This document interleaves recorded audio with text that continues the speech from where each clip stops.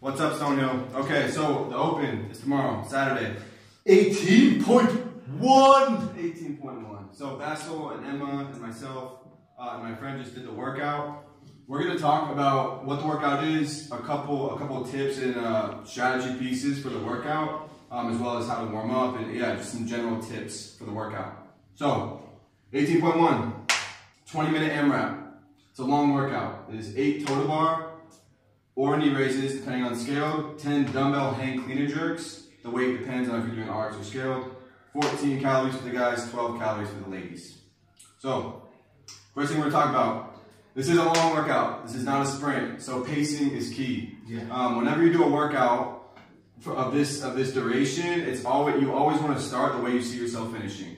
It does you no good to sprint those first 2 rounds and buy yourself time if by minute 14 you've hit a wall and you're doing singles on the clean and jerks or you're just falling apart on the rower. So even though you feel fresh when you start, you have a bunch of power and the row feels like butter, force yourself to slow down. After minute 10, it turns to a completely different workout. Yeah. So your heart rate will start going up and up and up. And if you let it, it will just go crazy. Yeah. Okay? So you always have to breathe, stick to your game plan. Like, if you said that I'm going to do 4 toes to bar each time I jump, then do the 4 toes to bar. Yeah. If you feel fresh and you can do more, don't do it. Drop, shake your hands up, go again. Because at minute 13, you want to do 2. Yeah. So, as far as strategy, this is really going to vary on who you are as an athlete. Maybe you're an amazing rower and rowing's not a problem, so you're going to kind of push it there. Maybe total bar is your thing, whatever. One key component though, no matter what your strategy is managing your grip. So this is a very grip intensive workout, obviously hanging onto the bar and then having to rip that dumbbell up overhead with multiple arms and as well as the row. Your grip is constantly engaged. Yeah. So a couple of things doing the workout, one thing I found to be helpful, yes, of course, breaking the total bar up if that's what you need to do. It's much easier to drop off a pull-up bar and jump back up than it is to set a dumbbell down, deadlift it up and start again. One good thing I found when I was rowing, as I came back into the catch, I would just release my hands for a bit and then grab as I pulled. And that really helped save my grip in my arms. Like, yeah, with the grip. Make sure like the toes to bar is going to be the thing where you feel it the most.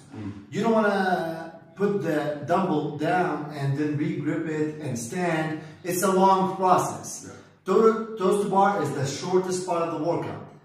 Exactly like I said, if you drop, it's easy to jump One back. second. Yeah, it's 1 second to jump back up. So if you have to break something, always go with the toes to bar. Yes. All right, next thing, good reps. So this may be a lot of your first time. Let's talk about the use your legs here first. Oh. Yeah, here also like relax your hand, but also push with your legs. Yeah. Like the toes to bar and the dumbbell, it's all like upper body movements, you know what I mean? And your legs will feel fresh throughout the workout. So in the rower, make sure you extend your legs all the way back. Use it, you know what I mean? Use your legs to get the power out. That's good.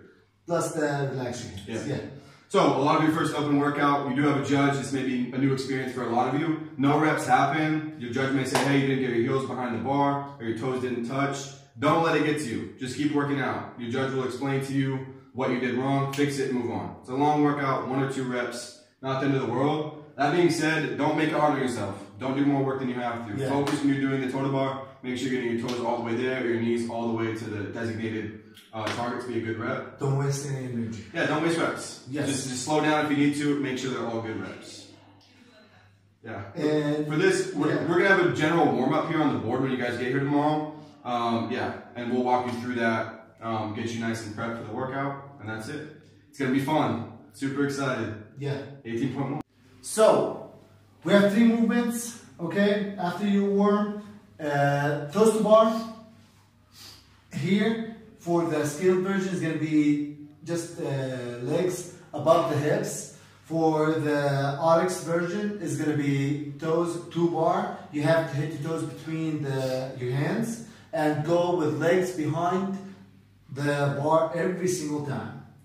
The dumbbell clean and jerk, you have to stand up with the deadlift with the dumbbell, and then you can start either between your legs or outside. It has to land on your shoulder every single time. Then you can perform strict press, push jerk, and the last movement is calories. Simple. You have to finish with 14 or 12 on the screen of the rower every single time.